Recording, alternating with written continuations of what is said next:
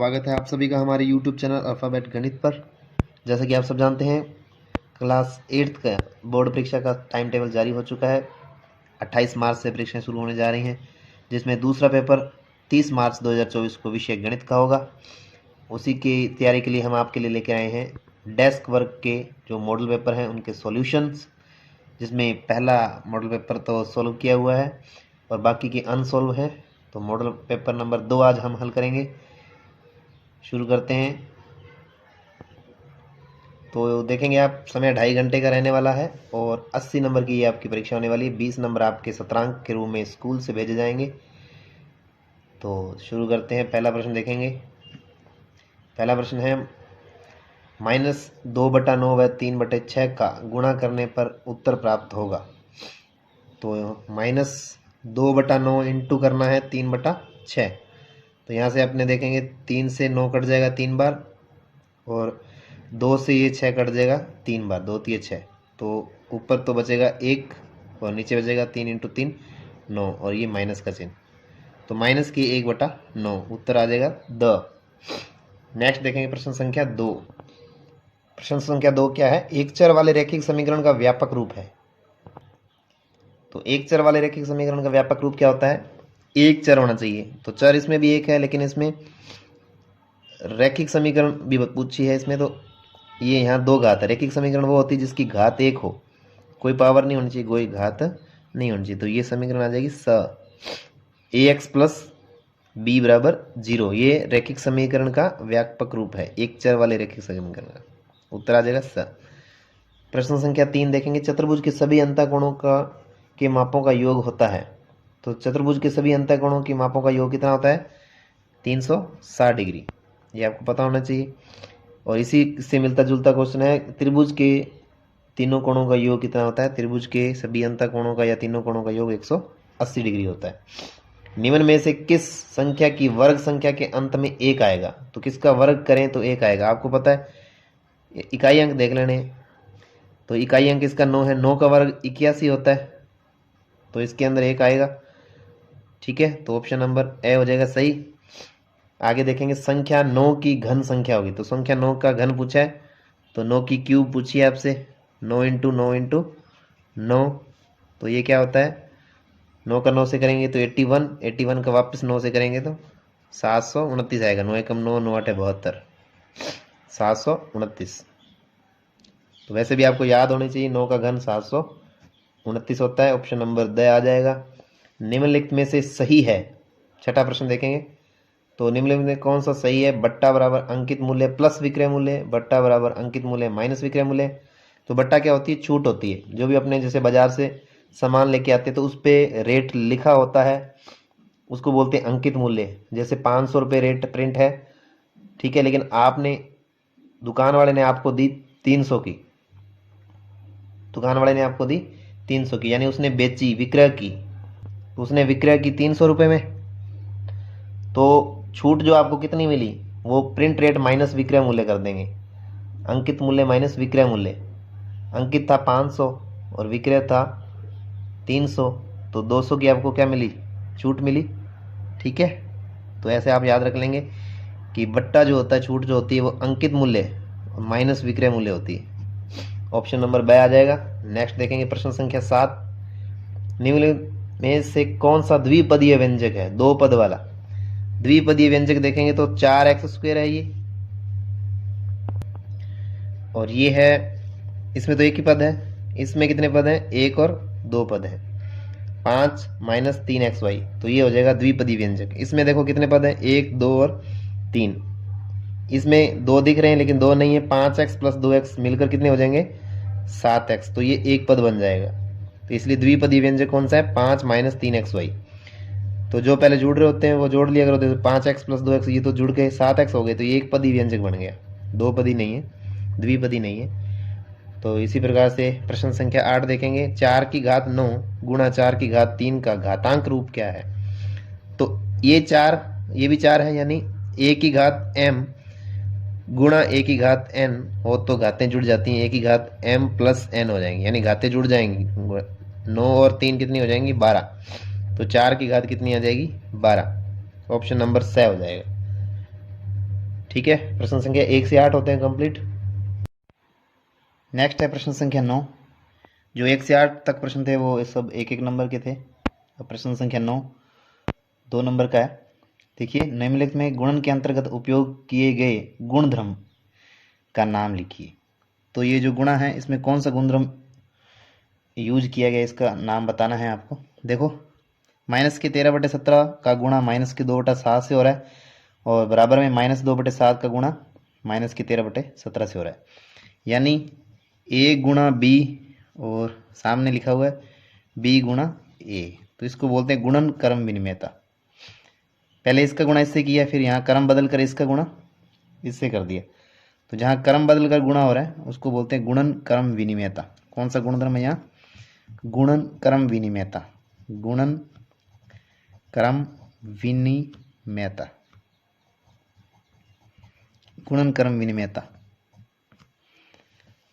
Next देखें प्रश्न संख्या 10। प्रश्न संख्या 10 में क्या है? समीकरण 2x बटा 3 प्लस 1 बराबर 7x बटे 15 प्लस 3 को हल कीजिए।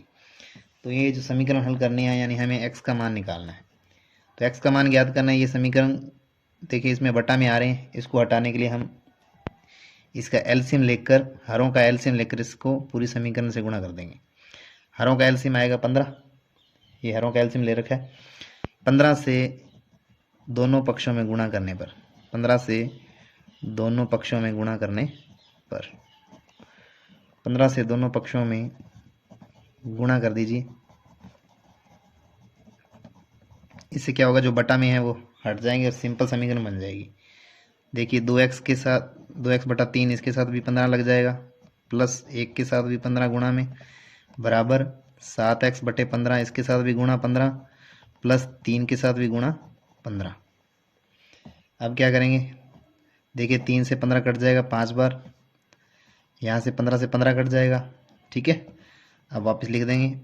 2x का 5 से गुणा करेंगे तो ये हो जाएगा 10x, प्लस 15 का 1 से करेंगे तो 15 एकम 15, बराबर आ जाएगा 7x, और प्लस में 15 तिया 45, 15 तो कट गया यहाँ पे। ये अब सिंपल समीकरण बन जाएगी। इसको हल कर लेंगे हम पक्षांतरण करने पर। क्या करने पर? पक्षांतरण करने पर। पक्षांतरण करेंगे तो x वाले एक तरफ ले आएंगे, 10x इधर आ जाएगा, 7x माइनस का हो जाएगा, ये 15 उधर जाके माइनस का हो जाएगा, 45 माइनस 15। 10x में से 7x गए तो 3x, बराबर 45 में से 15 गए तो 30, 3x बराबर 30। तो x का मान क्या आ जाएगा? ये 3 गुणा में है, ये कहाँ जाएगा? बटा में। 30 के बटा में आ जाएगा 3, 3 धाए 30, 10 बार कट जाएगा, तो x का मान आ जाएगा 10। ठीक है, नेक्स्ट देखेंगे प्रश्न संख्या 11।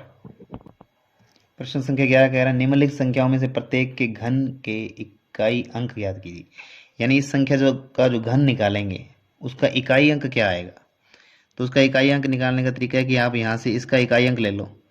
ठीक है, यहाँ से इसका इकाई अंक आ गया 8, 8 की कर दो क्यूब, 8 की क्यूब कितनी आ जाएगी? 8 इंटू 8 इंटू 8।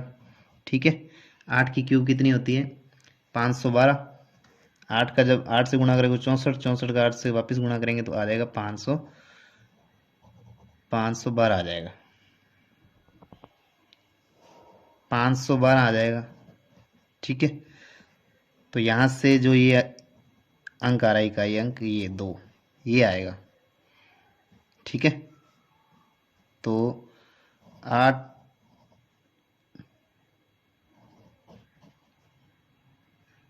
8,888 का के घन का इकाई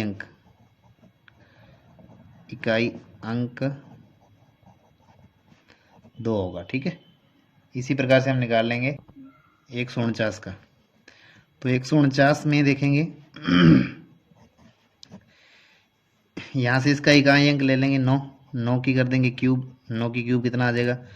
9 इंटू 9 इंटू 9, 9 की क्यूब आप जानते हैं 729 होता है। तो यहाँ से इसका इकाई अंक क्या आ रहा है? 9। ठीक है, अतः 149 के घन का इकाई अंक बराबर कितना होगा? 9 होगा। ऐसे निकालने, सबसे पहले जो संख्या दे रही है उसका इकाई अंक ले लो, उसका क्यूब कर दो, उसकी घन निकालेंगे तो वो जो संख्या आएगी उसका इकाई अंक जो आएगा वही इसके घन के इकाई अंक में आएगा। ये इसका तरीका होता है। प्रश्न संख्या 12 देखेंगे। एक साइकिल की 15 किलोमीटर प्रति घंटे की गति का एक स्कूटर की 30 किलोमीटर प्रति घंटे की गति से क्या ज्ञात करना है? अनुपात ज्ञात करना है। तो सिंपली सीधा लिख देंगे 15 किलोमीटर का 30 किलोमीटर से निकालना है, तो 15 किलोमीटर अनुपात 30 किलोमीटर। ठीक है, इसको हम ऐसे भी लिख सकते हैं 15/30, 15/30, 15 से कट जाएगा ये 15 एकम 15, 15 दूना 30, तो इसको क्या लिख सकते हैं? 1/2 भी लिख सकते हैं। तो ये आ जाएगा 1/2। नेक्स्ट देखेंगे प्रश्न संख्या 13। अगला प्रश्न है, निम्नलिखित कथनों को पढ़कर सत्य असत्य में से उपयुक्त पर टिक अंकित कीजिए। तो ये जो प्रश्न हैं ये रहेंगे आपके 4-4 नंबर के। 12 तक थे 2-2 नंबर के, अब 13 से 22 रहेंगे 4-4 नंबर के। निम्नलिखित कथनों ये सत्य असत्य बताना। देखिए पहला, a की घात -m 1/a की घात m, ये घातांक का सूत्र है। तो इसमें a की -m हो तो उसको 1/a की m लिख सकते हैं। यहाँ -m है, इसको प्लस करने के लिए 1/a की घात m लिख सकते हैं। तो ये कथन सत्य है। -2 की घात -3 और -2 की घात -4, तो ये देखिए a की घात m गुणा a की घात n वाला सूत्र लगेगा। a की घात m गुणा a की घात n, तो a की घात m प्लस n होता है। तो संख्याओं को यहाँ जुड़ना चाहिए था। क्या आना चाहिए? -2 की घात -3 प्लस -4, इन दोनों को जोड़ना था। लेकिन ये माइनस की थी, माइनस का 3 था, ये माइनस का 4 था, इसने यहाँ -3 और -4 नहीं लिखा है, इसलिए ये कथन क्या है? असत्य है। a की घात m बटा a की घात n हो तो उसको a की घात m माइनस n लिखते हैं, ना कि n माइनस n। तो यहाँ उल्टा लिखा हुआ है। क्या होता है ये? a की घात m माइनस n होता है, तो ये भी असत्य है। अगला है 0.000, ये जो संख्या लिखी है इसको 7 × 10⁻⁵ m मीटर लिख सकते हैं। तो ये तो लिख के देखेंगे पहले। देखिए यहाँ से हम इसके पॉइंट हटा दें तो नीचे कितनी जीरो आ जाएंगी? 1 2 3 4 5 6, 1 2 3 4 5 6। ठीक है, तो इसको लिख सकते हैं 7/10 की घात 6, और इसको लिख सकते हैं हम 7 गुणा, ये 10 की घात 6 जब ऊपर आएगी तो माइनस की हो जाएगी, 10 की घात -6 मीटर। तो ये -6 आनी चाहिए। ठीक है, 1 2 3 4 5 6 संख्याएं हैं ऊपर।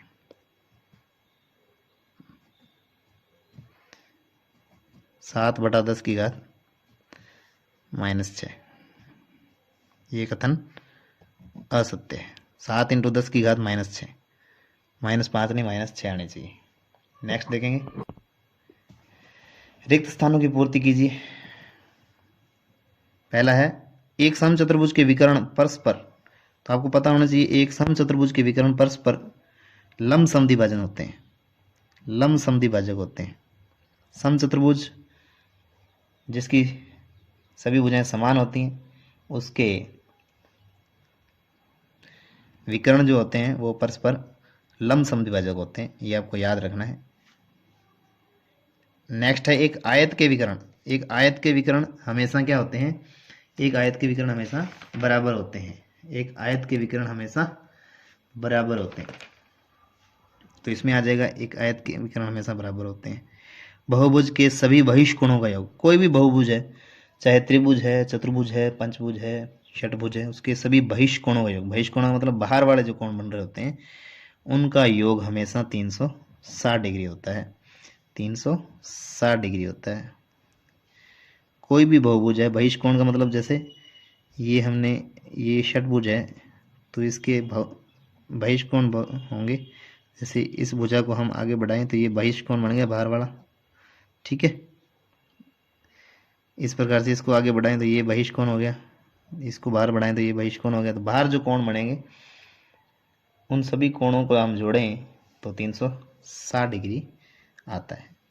अगला प्रश्न है, यदि समलंब की असमांतर भुजाएं, समलंब चतुर्भुज है उसमें देखो एक जोड़ा समांतर होता है, और ये कह रहा है जो दूसरी असमांतर भुजाएं हैं वो बराबर लंबाई की हों तो उसे कौन सा कहते हैं? उसे समद्विबाहु, तो दो भुजाएं समान होगी तो उसे कहेंगे समद्विबाहु समलम, समद्विबाहु समलम कहेंगे। ठीक है, नेक्स्ट देखेंगे प्रश्न संख्या 15। प्रश्न संख्या 15 क्या है, खंड ए का खंड ब से मिलान कीजिए। तो खंड ए को खंड ब से मिलाना है, तो यहाँ देखिए पहला क्या लिख रखा है, ए गुणा बी प्लस सी करेंगे तो क्या आएगा, ए का गुणा बी से होगा ए बी और ए का गुणा सी से होगा S C, A B plus S C. तो ये कहाँ से मिल जाएगा, इससे A B plus S C. अब यहाँ देखेंगे ये पी क्यू है, ये भी पी क्यू है, तो जब गुणा करेंगे तो पी का पी से होगा तो पी स्क्वेयर, क्यू का क्यू से होगा तो Q square, P square Q square, और एक चिन्ह आएगा माइनस का, प्लस का माइनस से गुणा होगा तो माइनस का चिन्ह आएगा, तो ये हो जाएगा P square minus Q square. X plus दो की होल स्क्वेयर, एक्स प्लस दो की, ए प्लस बी की होल स्क्वेयर होती है ए की स्क्वेयर प्लस बी की स्क्वेयर प्लस दो ए बी, ठीक है, या ए स्क्वेयर प्लस दो A B plus B square, ये फॉर्मूला भी लिख सकते हैं। तो यहाँ से मतलब पहले पद की स्क्वेयर करेंगे, पहले पद की स्क्वेयर यानी एक्स स्क्वेयर, फिर दो ए बी यानी दो इंटू एक्स इंटू दो, ए और बी, इसको ये ए माने इसको बी माने, ठीक है, दो इंटू एक्स इंटू दो प्लस बी स्क्वेयर यानी दो की स्क्वेयर, तो ये कितना हो जाएगा एक्स स्क्वेयर, दो इंटू दो चार एक्स प्लस दो की स्क्वेयर करेंगे तो चार, तो एक्स स्क्वेयर चार एक्स प्लस चार, तो ये जुड़ जाएगा इससे, इससे मिला देंगे इसको, एक की घात दो और एक की घात तीन, तो एक की घात पाँच हो जाएगी, दो प्लस तीन हो जाएगी, एक की घात एम, एक की घात एन, गुणा में हो तो एक की घात एम प्लस एन होता है, तो तीन प्लस दो हो जाएगा यानी पाँच हो जाएगी, इससे मिल जाएगा। नेक्स्ट देखेंगे प्रश्न संख्या 16। इन प्रयोगों में आप जो परिणाम देख सकते हैं उन्हें लिखिए। तो ये एक पहिया है, पहिए को घुमाएंगे तो कौन कौन से परिणाम आएंगे, या तो ए आएगा या बी आएगा या सी आएगा या डी आएगा। तो कौन कौन से परिणाम आ सकते हैं, तो वो आ सकते हैं ए बी सी या डी, ठीक है, ए आ जाए, बी आ जाए, सी आ जाए या डी आ जाए, कोई भी आ सकते हैं, ए बी सी और कह दो, ए बी सी और डी। दो सिक्कों को एक साथ उछालना, तो दो सिक्कों को एक साथ जब उछाला जाता है तो मान लो पहले सिक्के पे हेड आया है तो दूसरे सिक्के पे भी हेड आ सकता है, ठीक है। दूसरी बात, पहले सिक्के पे हेड आया तो दूसरे सिक्के पे टेल आ सकता है। तीसरा काम क्या हो सकता है, पहले पे टेल आ गया और दूसरे पे भी टेल आ गया। चौथा काम क्या हो सकता है, पहले पे टेल आया और दूसरे पे हेड आया। तो चार परिणाम आ सकते हैं, दो सिक्कों को एक साथ उछालें तो चार परिणाम देखने को मिलते हैं, head head, head tail, tail tail या टेल हेड, ठीक है। नेक्स्ट देखेंगे प्रश्न संख्या 17। प्रश्न संख्या 17 क्या कह रहा है, अभाज्य गुणनखंड विधि से 441 का वर्गमूल ज्ञात कीजिए। तो अभाज्य गुणनखंड करके 441 का वर्गमूल निकालना है, तो लिख देंगे 441 अभाज्य गुणनखंड करेंगे। तो सबसे पहले दो से देखेंगे, क्या दो से भाग जा रहा है क्या इसमें, तो दो से भाग जाने के लिए इकाई का अंक 0 2 4 6 8 होना चाहिए, तो दो का नहीं जाएगा। तीन से चेक करेंगे, तीन से चेक कैसे करते हैं, अंकों को जोड़ लो, 4 4 8 और 1 9, यदि वो तीन के पहाड़े में आता है तो तीन का भाग जाता है, तो 4 4 8 और 1 9 तीन के पहाड़े में आता है, इसलिए तीन का जाएगा। देखिए कितनी बार जाएगा, चार में तो एक बार जाएगा, यहाँ तीन तो एक बचेगा, 14 हो जाएंगे यहाँ पे, 14, तीन चौके 12, चार बार जाएगा और दो बचेंगे, वो इसके साथ लिखेंगे तो 21 हो जाएंगे, तीन सात है 21, ठीक है। अब देखो 7 और 4 11 और 1 12, वापस तीन का जा रहा है, तीन से भाग देंगे तो तीन चौके 12, 14 में जाएगा 12, तीन चौके 12 चार बार, तो यहाँ दो बचेंगे, ठीक है। 27, तीन में 27 49, तो अब दो का नहीं जाएगा, 49 में जाएगा सात का, पाँच का भी नहीं जाता है, सात का जाएगा सात बार, सात सत्ते 49, सात से फिर जाएगा एक बार, सात एकम सात, तो 441 के क्या आ गए, अभाज्य गुणनखंड क्या आ गए, 3 × 3 × 7 × 7, जब रूट 441 निकालेंगे तो इस दो में से एक एक ले लेंगे, इन जोड़े बना लेंगे, इनमें से एक एक ले लेंगे, इन तीन में से दो, तीन में से एक, तीन यहाँ आ गया, इन सात में से ये सात लिख देंगे, तो ये आ जाएगा 3 सत्ते 21 आंसर। नेक्स्ट है प्रश्न संख्या 18। एक समबहुभुज की भुजाओं की संख्या ज्ञात कीजिए यदि इसका प्रत्येक अंतःकोण 165 डिग्री का है। तो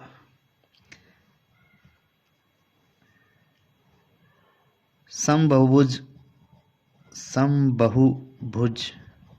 जिसकी सभी भुजाएं समान होती हैं, समबहुभुज का प्रत्येक अंतःकोण, कोण भी बराबर होते हैं लेकिन समबहुभुज का प्रत्येक अंतःकोण ज्ञात करने का सूत्र होता है, अंतःकोण ज्ञात करने का सूत्र होता है n-2 गुणा 180 बटा में n।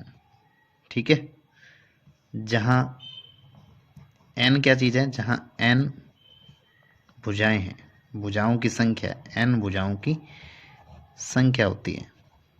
ठीक है, तो यहां से आपको प्रत्येक अंतःकोण दे रखा है, भुजाओं की संख्या पूछी है।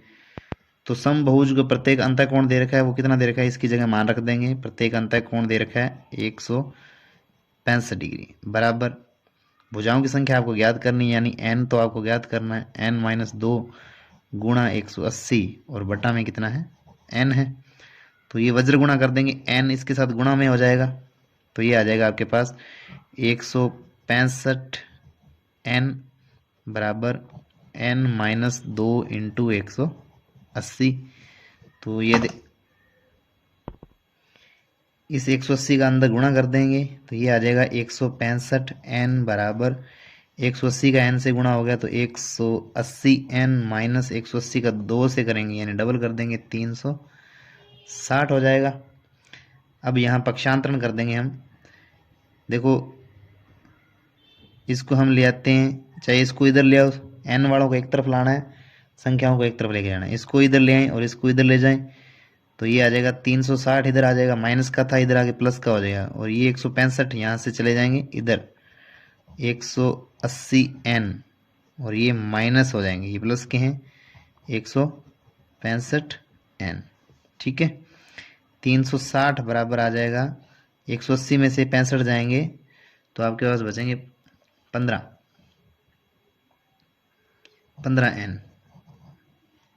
ठीक है, 180 में से 165 गए तो 15 n बच गए। तो यहाँ से हमें तो n का मान निकालना है, तो n का मान निकालना है तो n का मान क्या आ जाएगा, n के साथ जो गुणा में है 15 ये आ जाएंगे बट्टा में, तो 360 के चले जाएंगे बट्टा में 15।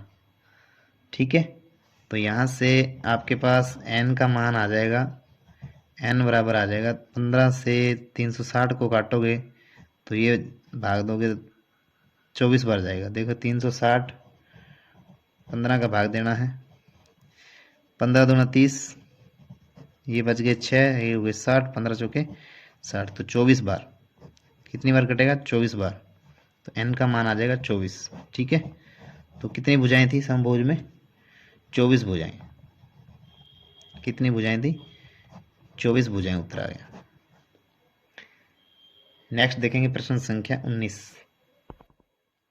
प्रश्न संख्या 19 में क्या है, 5% वार्षिक दर से 15,000 रुपये का 2 वर्ष के अंत में ब्याज, ठीक है, और भुगतान की जाने वाली कुल राशि, यानी 15,000 रुपये उधार लिए हैं जो कि 5% वार्षिक ब्याज की दर से दिए जाएं, तो 2 वर्ष में कितना ब्याज बनेगा वो बताना है, और बाद में टोटल कितना भुगतान किया, यानी 15,000 तो ये देगा और ब्याज के रूप में कितने दिए, वो टोटल मिला के कितने रुपए देगा वो आपको ज्ञात करना है, यानी मिश्र धन ज्ञात करना है।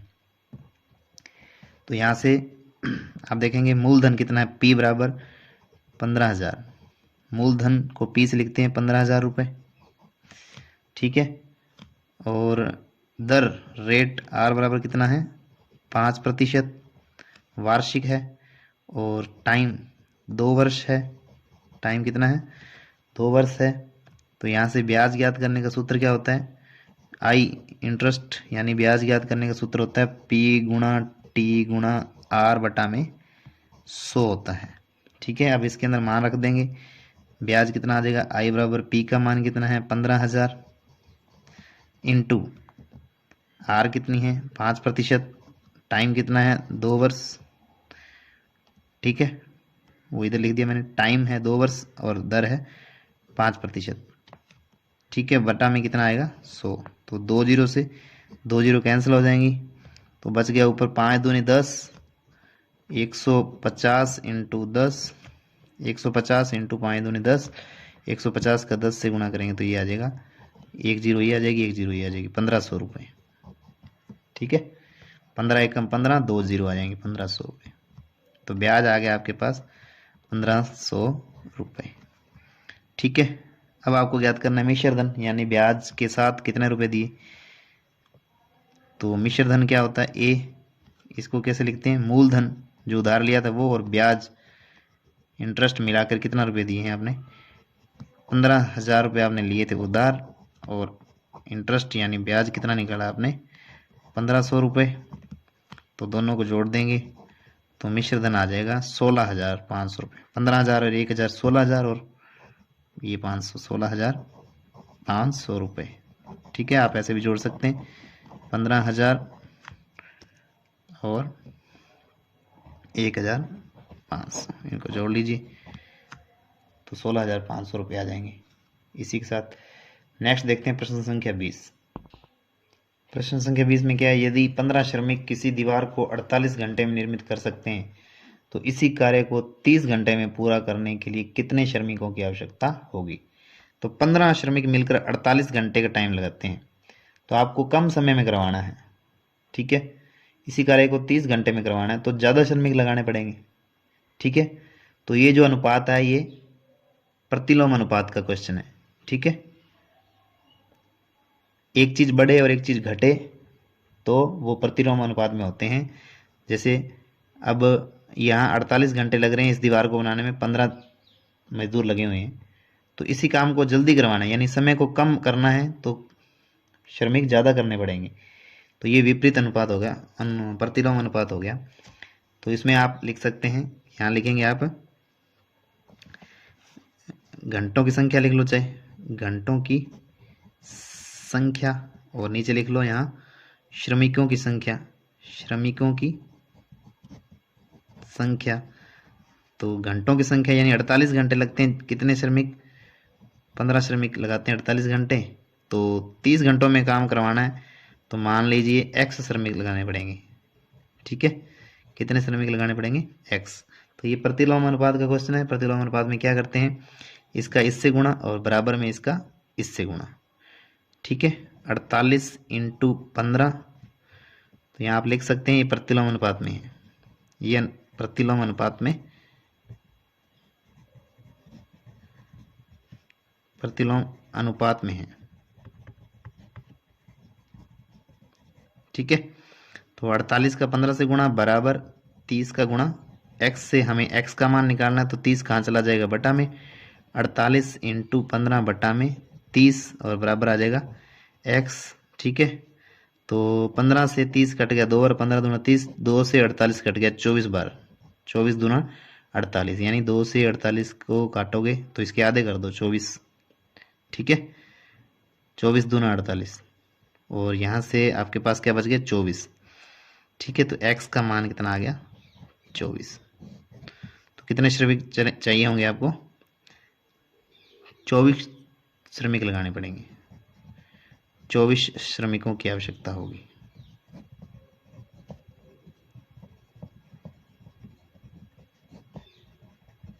ठीक है, प्रश्न संख्या 21 देखेंगे, x बटा 2 माइनस 1/5 बराबर x/3 प्लस 1/4 को हल कीजिए। मतलब x का मान निकालना है और अपने उत्तर की जांच भी कीजिए। तो इसके लिए आपको क्या करना पड़ेगा, जो बटा में आ रहे हैं हर, जो हर हैं उनका एलसीएम लेना पड़ेगा। ठीक है, हरों का लेते हैं एलसीएम, यहाँ देखो हरों का एलसीएम लिया तो आ गया एलसीएम 60। तो इस 60 से पूरी समीकरण को गुणा करना है, यानी दोनों पक्षों में 60 से क्या करने पर, गुणा करने पर, सभी के साथ 60-60 लगा दीजिए। x/2 के साथ भी 60 आ जाएगा, माइनस 1/5 इसके साथ भी गुणा में क्या आ जाएगा 60 आ जाएगा, बराबर आ गया। फिर x/3 इसके साथ भी गुणा में क्या आ जाएगा 60 आ जाएगा, प्लस 1/4 और इसके साथ भी गुणा में क्या आ जाएगा 60 आ जाएगा।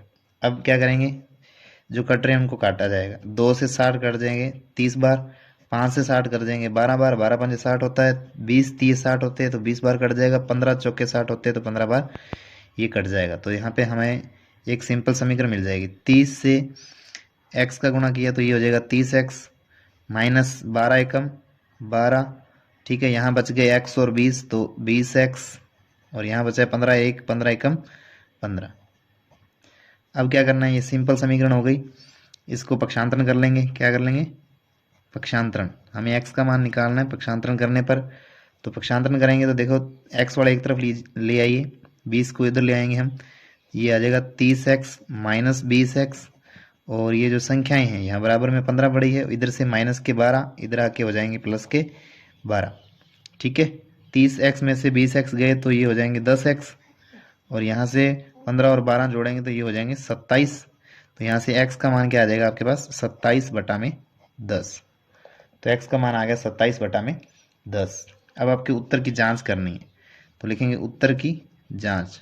उत्तर की जांच कैसे करेंगे, जो x का मान आया है वो इस समीकरण में रख के चेक कर लेंगे, इस LHS साइड और RHS साइड दोनों साइडों में, लेफ्ट साइड और राइट साइड में, दोनों को। तो यहाँ हम पहले LHS में रख के देख लेते हैं, LHS साइड में रखेंगे तो यहाँ x/2 है और -1/5 है। तो x का मान आया अपने पास 27/10, तो x की जगह रख के देखेंगे 27/10, तो यहाँ देखेंगे ये हो जाएगा 27/10 और 2 ये वाला -1/5। सोल्व कर लेंगे तो ये हो जाएगा 27/20, 27/20 -1/5। इसको और सोल्व करेंगे तो देखेंगे ये आ जाएगा, एलसीएम आ गया 20, ये आ जाएगा 27, 5 चौके 20 -4, तो ये आ जाएगा 27 में से 4 गए 23/20। इसी प्रकार से हम राइट हैंड साइड को चेक कर लेंगे।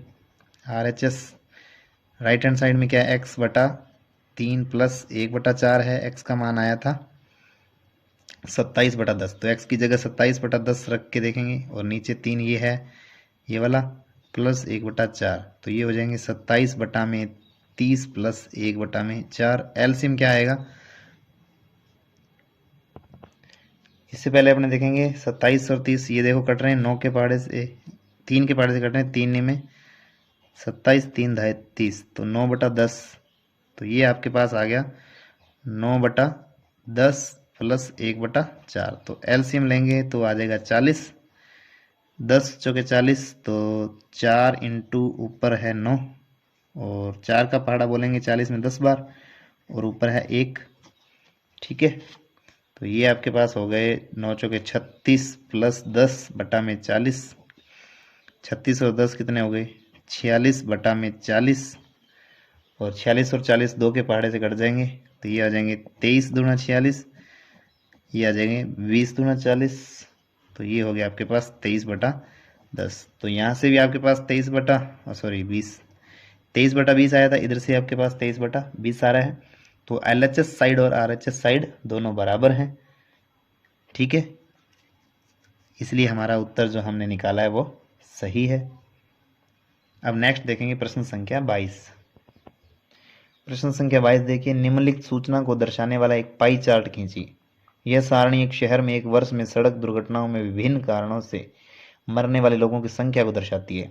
तो यहाँ दुर्घटना का कारण लिखा हुआ है और इधर मरने वाले लोगों की संख्या लिखी हुई है। तेज स्पीड में वाहन चलाने से 200 लोग मरे हैं, और नशे में वाहन चलाने से 100 लोगों की मृत्यु हुई है। इस प्रकार से ये सभी दिए हुए हैं, टोटल 720 लोगों की मृत्यु हुई है। तो इसके लिए पाई चार्ट बनाना है, तो पाई चार्ट के लिए सबसे पहले आपको केंद्रीय कोण पता होने चाहिए, इसलिए हम सभी के अलग अलग केंद्रीय कोण निकाल लेंगे। जैसे तेज स्पीड में वाहन चलाने के लिए इन सभी के हम निकाल लेंगे केंद्रीय कोण। ठीक है, पहला हम निकाल लेते हैं तेज स्पीड में वाहन के लिए।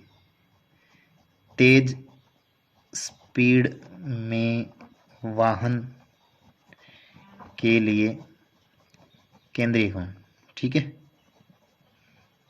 केंद्रीय कोण, तो केंद्रीय कोण कैसे निकाला जाता है, जो टोटल होता है वो लिखा जाता है बटा में 720। ठीक है, और जिसका हम निकाल रहे हैं वो उसको लिखेंगे ऊपर 200।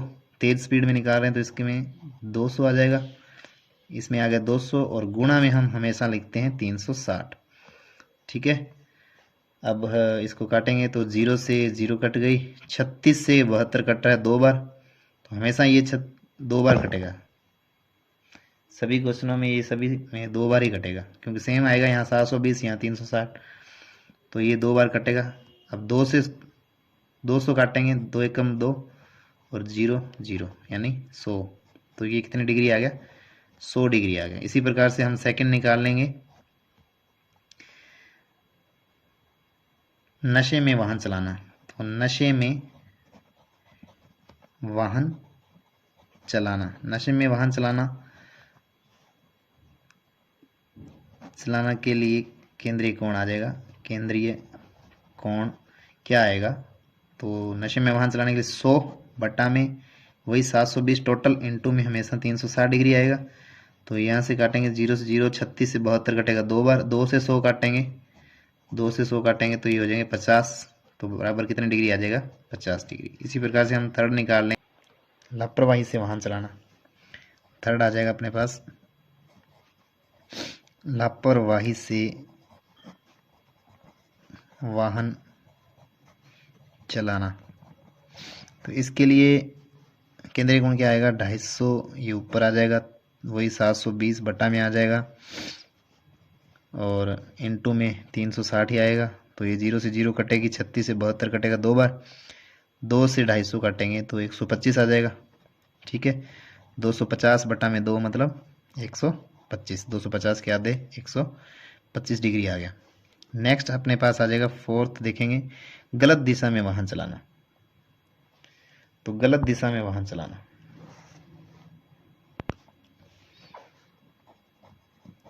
गलत दिशा में वाहन चलाना। गलत दिशा में वाहन चलाने से देखिए केंद्रीय कोण कौन सा बन रहा है, 120 बटा में वही 720 इंटू में वही 360, 0 से 0 काटेंगे, 36 से 72 2 बार काटेंगे, ये आ जाएगा 120 बटा में 2, 120 में 2 से काटेंगे तो आ जाएगा 60 डिग्री। ठीक है, नेक्स्ट फिफ्थ देखेंगे अन्य। अन्य कारण, अन्य कारण के लिए आप देखेंगे, अन्य कारण में 50 बटा में वही 720 गुणा में वही 360, 0 से 0 कटेगी, 36 से 72 कटेगा 2 बार, तो ये बचेगा 50 ऊपर 2 नीचे यानी 25, 50 का आधा कर देंगे 25 डिग्री। तो इस प्रकार से हमने सभी केंद्रीय कोण निकाल लिए हैं। अब हम बनाएंगे इसके लिए पाई चार्ट। पाई चार्ट बनाने के लिए आपको किसी भी त्रिज्या का वृत्त खींचना है, तो यहाँ हम खींच लेते हैं वृत्त। तो वृत्त बना लेंगे एक, ठीक है। तो इस प्रकार से हमने एक वृत्त बना लिया। पहला केंद्रीय कोण कितने डिग्री का, 100 डिग्री का है हमारे पास, तो ये 100 डिग्री आपको यहाँ बनाना है। तो यहाँ आप रख देंगे छंदे को और ये बनाएंगे आप 100 डिग्री। तो 100 डिग्री देखिए कहाँ बनेगा, 100 डिग्री आपका बनेगा यहाँ पे। तो यहाँ पॉइंट कर लेंगे 100 डिग्री पे। तो अब इसको मिला देंगे ऐसे करके,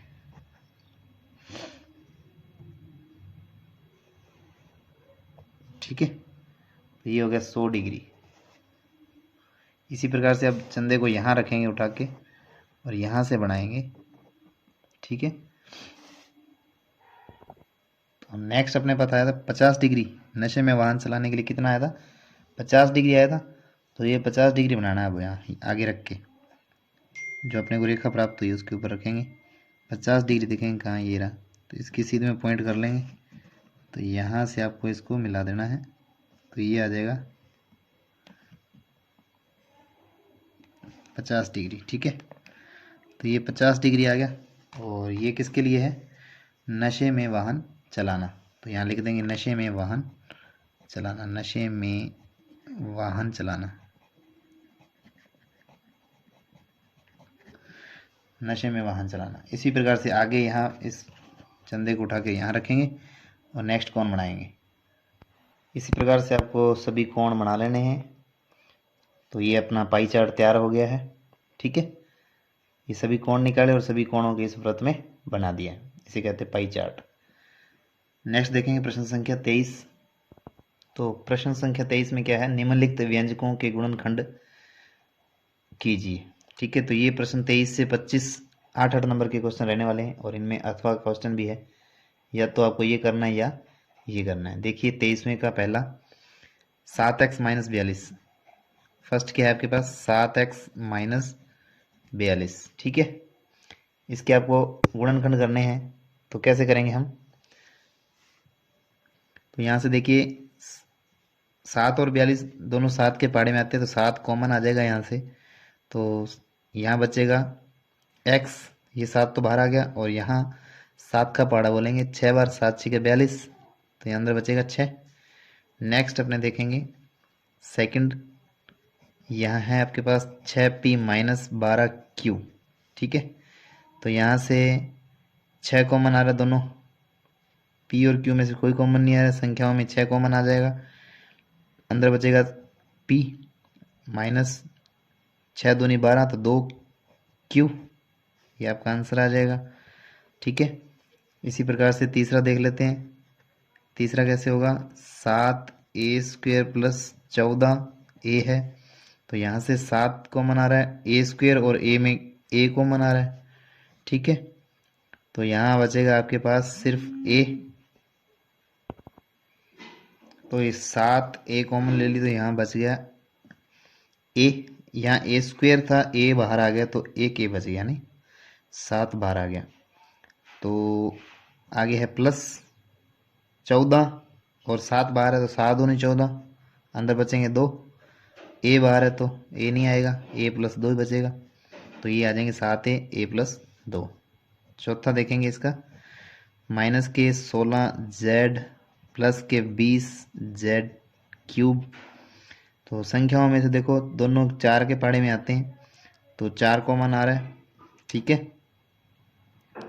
और z है इधर, इधर भी z क्यूब है, तो एक z कॉमन आ जाएगा, 4z कॉमन आ रहा है, तो अंदर क्या बच रहा है, 4 चौके 16, 4, और z में से z बाहर आ गया, 4 ही बचेगा, ये माइनस का है तो माइनस के 4 बचेंगे। यहाँ है आपके पास प्लस 4 पंजे 20, तो 5 बचेगा, और z की क्यूब है, एक z बाहर चला गया, तो z की स्क्वायर रह जाएगी, 2 पावर रह जाएगी, एक तो बाहर चलेगी। ठीक है, या इसको आप ऐसे भी लिख सकते हैं 4z 5z², इसको इधर लिख लो, ये माइनस वाला इधर लिख दो, माइनस के 4, आंसर आ जाएगा। ठीक है, इसी प्रकार से ये 23वां क्वेश्चन कंप्लीट होता है। नेक्स्ट इसके अथवा के क्वेश्चन है, व्यंजक के गुणनखंड कीजिए और निर्देशानुसार भाग दीजिए। ठीक है, तो इसमें फर्स्ट है y² प्लस y माइनस 20 भाग y प्लस 5। तो देखिए पहला सवाल कैसे सोल्व करेंगे।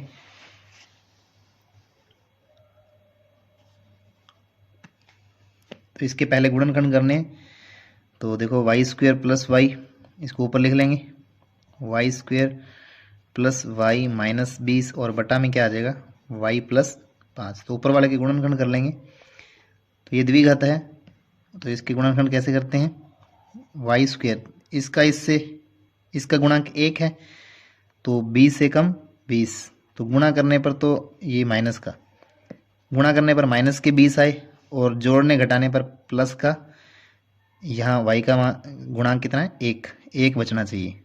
ठीक है, जोड़ने घटाने पर 1 आना चाहिए, गुणा करने पर 20 आना चाहिए। तो y को ऐसे 2 टुकड़ों में बांटना है।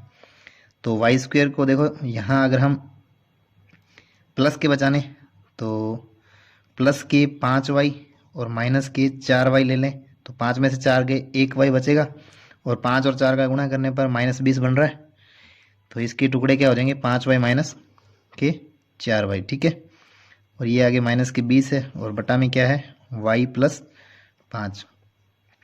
अब यहाँ से देखो y² और 5y में से y कॉमन आ गया, तो अंदर क्या बचेगा, यहाँ पे y प्लस 5, और यहाँ से भी हमें सेम अंदर बनाना, तो 4 कॉमन आ जाएगा, माइनस के 4, तो यहाँ बच गया y, माइनस बाहर है माइनस अंदर है, तो ये हो जाएगा प्लस 4 का पाड़ा बोलेंगे, तो 4 पंजे 20, यानी 5 बार। तो यहाँ से वापस कॉमन लेंगे, एक तो कॉमन आ जाएगा y प्लस 5। ठीक है, कॉमन आ गया y प्लस 5 दोनों में, और पीछे क्या रहेगा y माइनस 4, क्या रहेगा y और माइनस का 4 रह गया। ठीक है, ये बटा में जो चल रहा है वो लिखना था। तो बटा में क्या था वो लिखेंगे y+5। अब नेक्स्ट लाइन में लिखेंगे y-4 कॉमन आया था, ठीक है, y+5 और बचा था y-4 और बटा में क्या है y+5, ठीक है। तो इससे y+5 से y+5 कट जाएगा तो क्या रह जाएगा y-4, ये आपका आंसर आ जाएगा। इसी प्रकार से सेकंड देखेंगे। सेकंड क्या कह रहा है, m² - m - 32, ठीक है, और इसको डिवाइड करना है m+2 से। तो डिवाइड करने के लिए ऊपर वाले के गुणनखंड करेंगे और इसमें एक गुणनखंड को m+2 बन जाएगा और वो कट जाएगा। तो देखते हैं कैसे करेंगे। m² - 14m - 32 ये ऊपर आ जाएगा और बटा में क्या आएगा m+2, ठीक है। अब देखो 14m है और इधर है -32 और इधर है 1, 32 का 1 से गुणा करेंगे 32, यानी माइनस के आने चाहिए 32 और जोड़ने पर बनने चाहिए 14, जोड़ने घटाने पर बनने चाहिए 14। तो कौन कौन से ऑप्शन हो सकते हैं 14 और 32 बने वो देखो आप। तो 16 के पहाड़े में 32 आता है, 16 दूना 32 होते हैं, 8 चौके 32 होते हैं, ठीक है। 8 चौके 32, लेकिन 8 और 4 को घटाएं जोड़ें तो 8 में से 4 के 4 या 8 4 जोड़ें तो 12 होता है, तो वो टुकड़े संभव नहीं है। 16 दूना 32, 16 और 2 घटाएंगे तो 14 बन जाएगा, ठीक है। तो 16 और 2 टुकड़े संभव हो सकते हैं। तो m² माइनस, ठीक है, इसको हम 14 को क्या लिख दें, माइनस के 14 बचाने तो माइनस के बड़े लेंगे, माइनस के 16m और माइनस प्लस के 2m। तो 16 में से 2 गए 14 वापस आ जाएगा माइनस का, और माइनस के 32 और बट्टा में क्या है m+2 है, ठीक है। अब यहाँ से देखेंगे m कॉमन आ रहा है, m बचेगा और माइनस में यहाँ बचेगा 16 और यहाँ से हम कॉमन ले लेंगे प्लस के 2, ठीक है।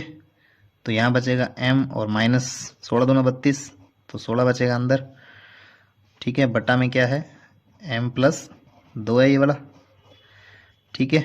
नेक्स्ट देखेंगे तो m-16 दोनों में है तो m-16 ले लिया कॉमन, तो यहाँ बचेगा m+2, क्या बचेगा m+2 और बटा में क्या है m+2।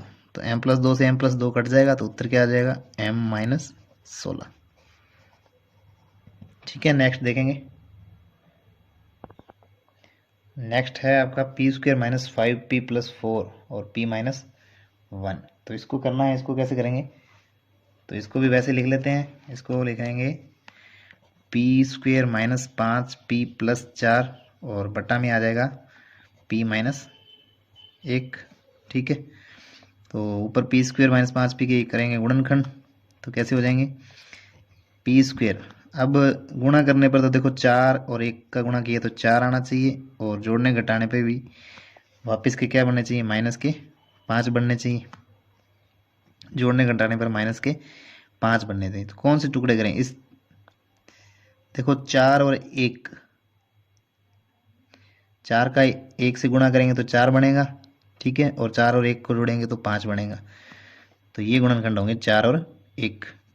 तो माइनस के ले लेंगे, दोनों माइनस के लेंगे, 4p और -1p, ठीक है। 1p को हम सीधा p लिख रहे हैं, प्लस के 4 और बटा में क्या आएगा p - 1 आएगा।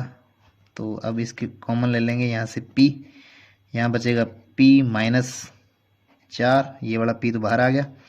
इन दोनों में से कॉमन लेना है तो -1 कॉमन लेंगे, ठीक है। यहाँ बचेगा p और माइनस है बाहर तो ये प्लस माइनस हो जाएगा, माइनस के बचेंगे 4 और बटा में क्या है p - 1।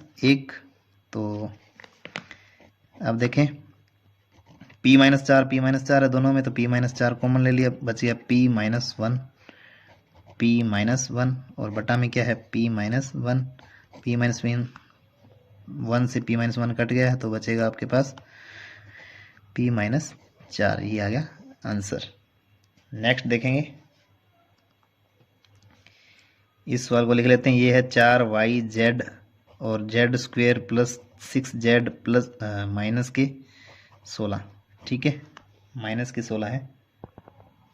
और बटा में क्या है, 2YZ प्लस 3 Z प्लस 8 है, Z प्लस 8। अब देखो ये हो गया 4YZ, अंदर वाले इसके गुणनखंड करेंगे तो ये देखो गुणा करने पर तो माइनस के 16 बनने चाहिए, गुणा करने पर माइनस के 16, और जोड़ने घटाने पर क्या आना चाहिए, 6 आना चाहिए। तो कौन कौन से टुकड़े बनते हैं, तो देखो 16 किस बारे में आता है, 8 दूनी 16 होते हैं, 8 और 2 का अंतर 6 का होता है, तो 8 और 2 हो जाएंगे ना, जोड़ने घटाने पर 6 आना चाहिए।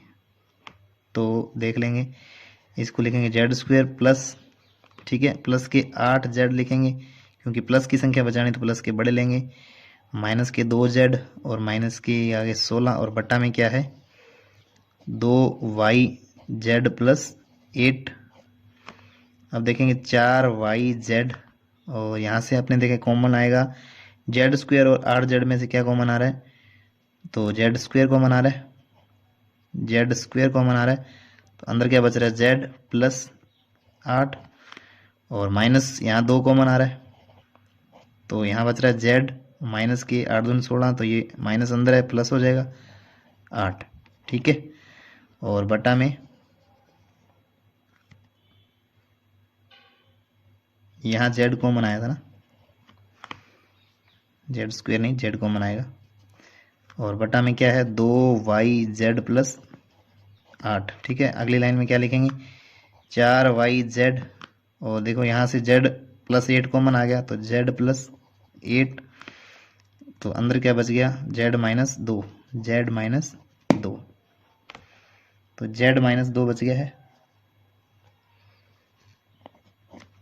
और बटा में क्या है आपके पास 2YZ प्लस 8, तो Z प्लस 8 से Z प्लस 8 कैंसिल हो जाएगा, और क्या बचेगा, और क्या कट रहा है 2 से 4 कट रहा है 2 बार, और Y से Y कट रहा है, तो उत्तर में क्या बचेगा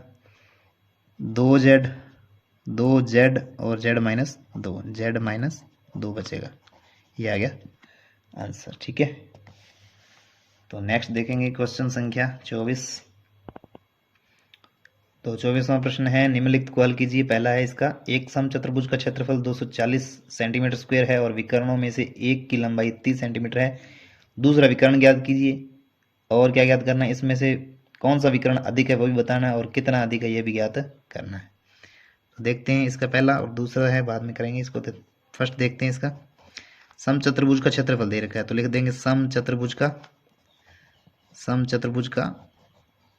क्षेत्रफल कितना दिया हुआ है 240 सेंटीमीटर स्क्वायर। और क्या दे रखा है, एक विकर्ण दिया है, ठीक है, उसको हम विकर्ण को D1 लिख लेते हैं।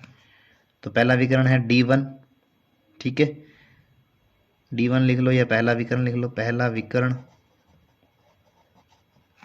ठीक है, D1, इसको मैं D1 से लिख रहा हूँ।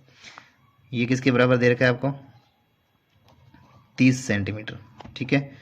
दूसरा विकर्ण आपको ज्ञात करना है, दूसरा विकर्ण को मैं D2 ले रहा हूँ, क्या ले रहा हूँ D2, और इसको आपको ज्ञात करना है, ठीक है।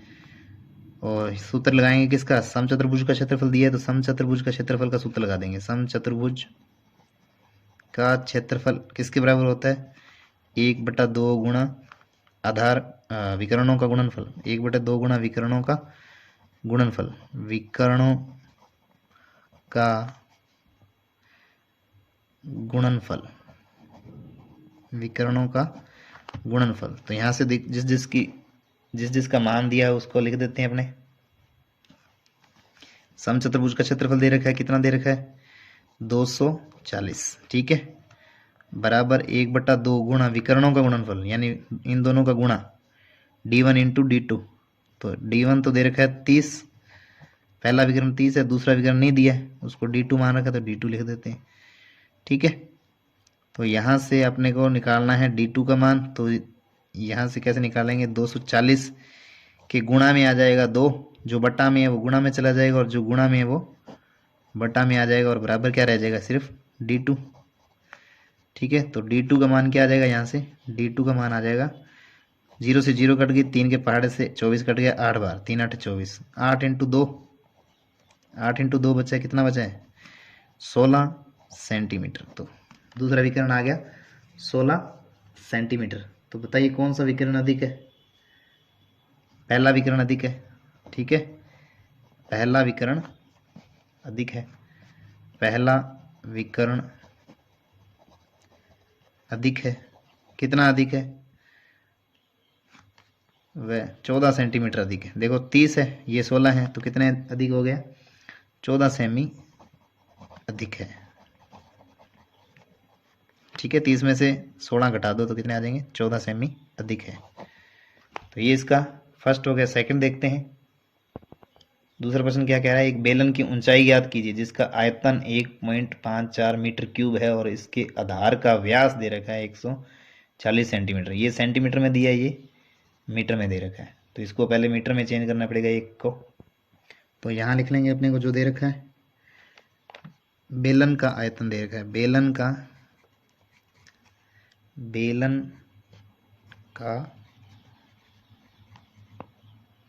आयतन कितना दे रखा है, 1.54 मीटर क्यूब। ठीक है, और क्या दिया हुआ है, आधार का व्यास वो कितना दे रखा है आपको, 140 सेंटीमीटर। तो त्रिज्या क्या आ जाएगी, व्यास की आधी होती है, यानी 140 बटा में 2 बराबर 70 सेंटीमीटर। ठीक है, लेकिन ये मीटर में है, ये सेंटीमीटर में, तो इसको पहले त्रिज्या को किस में बदल लो, मीटर में बदल लो। ठीक है,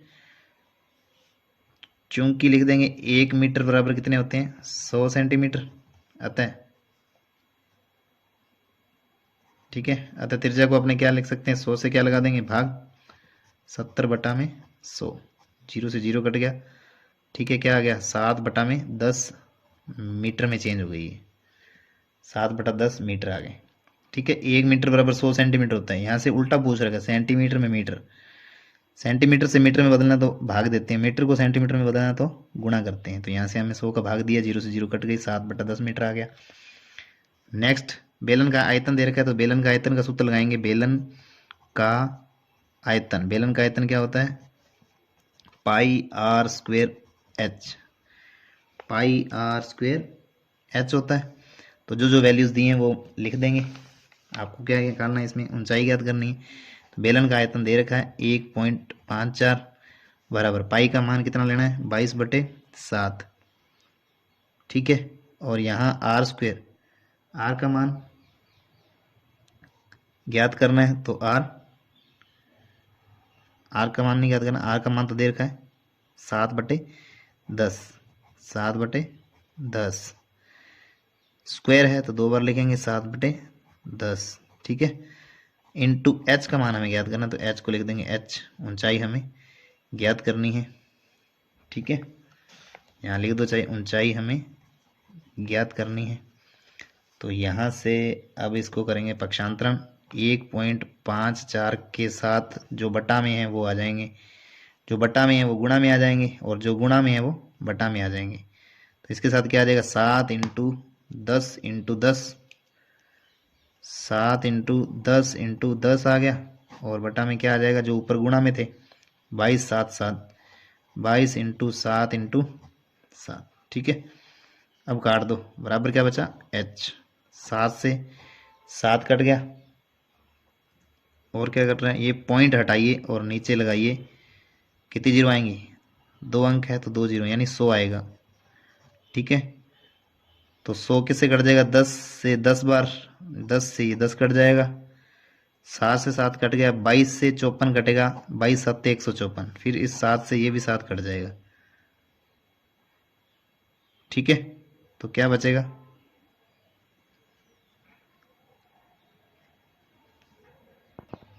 ठीक है, इस 22 से ये 154 7 बार कट गया, इस 7 से ये जो बचा है 7 वो भी कट गया, तो क्या रह गया, 1 रह गया, 1। ठीक है, तो h का मान कितना रह गया, 1 मीटर। ठीक है, h का मान कितना रह गया, 1 मीटर। या हम क्या लिख सकते हैं, h का मान 1 मीटर में कितने सेंटीमीटर होते हैं, 100। तो h का मान 100 सेंटीमीटर में लिखना चाहो तो सेंटीमीटर में लिख सकते हैं, और मीटर में लिखना चाहें तो 1 मीटर लिख सकते हैं। ठीक है, इसी के साथ प्रश्न संख्या 24। तो नेक्स्ट क्वेश्चन है 25 नंबर। उपयुक्त पैमाने का प्रयोग करते हुए निम्न तालिका में दी गई राशियों के लिए आलेख बनाइए। जिसमें दिया है कार द्वारा तय की गई दूरी, और समय और दूरी दे रखें। समय 6 बजे, 7 बजे, 8 बजे, 9 बजे, और दूरी दे रखी 40, 80, 120 और 160 किलोमीटर। और उसके बाद ये 2 प्रश्नों के आपको उत्तर देने हैं। तो चलिए सबसे पहले बना लेते हैं अपने ग्राफ। तो ग्राफ बनाने के लिए सबसे पहले आपको पैमाना मानना पड़ेगा। पैमाना हम एक्स अक्ष पर मान रहे हैं 2 बड़े खाने, इसको मान रहे हैं 1 घंटे के बराबर, और वाई अक्ष पर जो पैमाना लिया है वो 1 बड़ा खाना 10 किलोमीटर के बराबर लिया है। तो यहाँ देखिए आप, एक्स अक्ष पर हमने जो टाइम लिखा है 6 बजे, उसके बाद ये 2 खाने पे लिखा है, और 2 खाने छोड़ के फिर लिखा है 7 बजे। ठीक है, जो ग्राफ पेपर आप बनाओगे उस पर बड़े बड़े ये खाने बने होते हैं। तो 6 बजे, 7 बजे, 8 बजे, 9 बजे। ठीक है, और इस तरफ वाई अक्ष पर हमने दूरी ली है, जिसमें 1 बड़े खाने को 10 के बराबर लिया है, 10 किलोमीटर, 10, 20, 30, 40, 50 इस प्रकार से। ठीक है, तो अब हम इन पॉइंट को ढूंढेंगे। तो पहला पॉइंट था आपको 6 बजे 40 किलोमीटर की दूरी। तो 6 बजे यहाँ है और 40 किलोमीटर इधर देखेंगे तो यहाँ है। तो ये पॉइंट लगभग कहाँ आएगा, यहाँ आ जाएगा।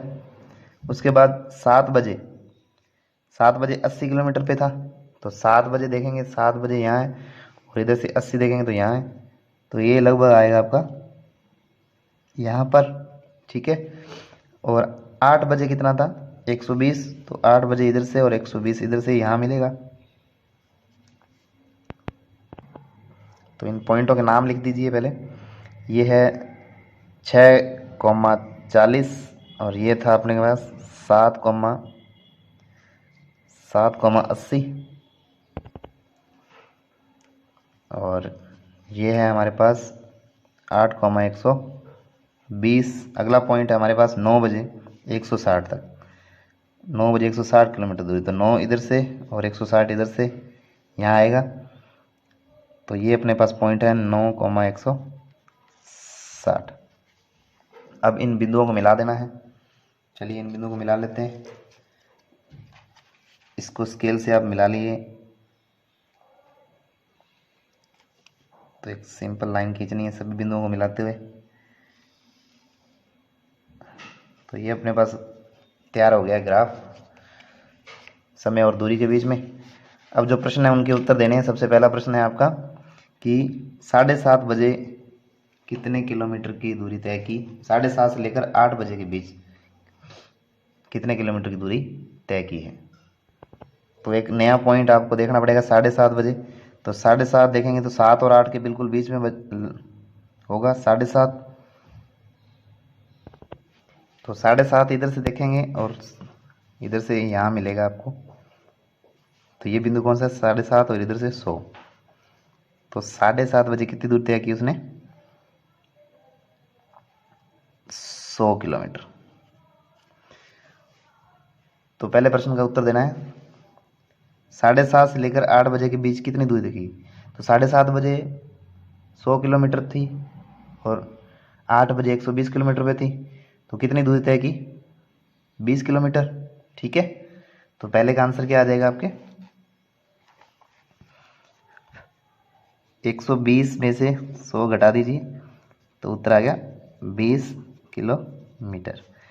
दूसरा प्रश्न क्या पूछा आपसे, दूसरा प्रश्न कह रहा है कि कार के 100 किलोमीटर दूरी तय कर लेने पर समय क्या था। तो आप देख रहे हैं 7:30 बजे थे, 100 किलोमीटर की दूरी जब तय की थी तो 7:30 का टाइम हुआ था। ठीक है, तो यहाँ लिख देंगे 7:30। ठीक है, या लिख दो 7:30।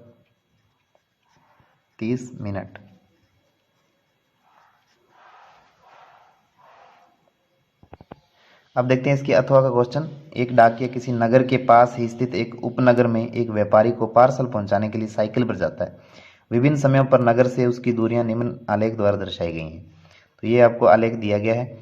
तो इसमें पहला प्रश्न है, एक्स अक्ष पर समय दर्शाने के लिए क्या पैमाना उपयोग किया गया है। तो एक्स अक्ष पर देखोगे तो 1 2 3 4 खाने, 4 खाने में 1 घंटा, ठीक है। तो 4 इकाई बोल दो या 4 बड़े खाने बराबर 1 घंटा, ठीक है। 4 इकाई बोल दो चाहे 4 बड़े खाने बोल दो, 4 इकाई बराबर 1 घंटा पैमाना लिया गया है। और बी क्या है, उसने पूरी यात्रा करने के लिए कितना समय लिया है। उसने पूरी यात्रा करने के लिए कितना समय लिया है। देखो 8 से 9 1 घंटा, 9 से 10 2 घंटा, 10 से 11 3 घंटा, और इसके बाद 11:30, तो ये हो गए 3.5 घंटे, 3 घंटे और आधा घंटा यहाँ, ठीक है। तो कितने घंटे लिए, 3.5 घंटे लिए उसने।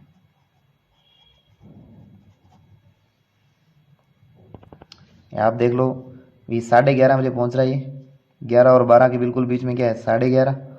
8 बजे चला था, 11:30 पहुंचा, तो 8 और 3 11 और आधा घंटा 11:30, तो 3.5 घंटे इसने इस यात्रा को पूरा करने में लिए हैं। इसका सी पार्ट है, व्यापारी के स्थान की नगर से दूरी कितनी है। तो व्यापारी के स्थान से नगर से दूरी कितनी है, तो आप देख रहे हैं यहाँ से नगर से दूरी कितनी है, यहाँ 22 किलोमीटर है। तो व्यापारी के स्थान की नगर से दूरी कितने किलोमीटर है, 22 किलोमीटर। नेक्स्ट, क्या डाकिया रास्ते में कहीं रुका है। तो ग्राफ में आपको देखने से पता चलेगा, यहाँ से डाकिया चला तो यहाँ से इधर चलता गया, इधर भी चलता गया। जो ये फ्लैट लाइन है, सीधी ऐसे लाइन आ रही है, क्षैतिज रेखा आ रही है, तो इस समय इसने कोई दूरी तय नहीं की, ये यहाँ से यहाँ तक यहाँ रुका है।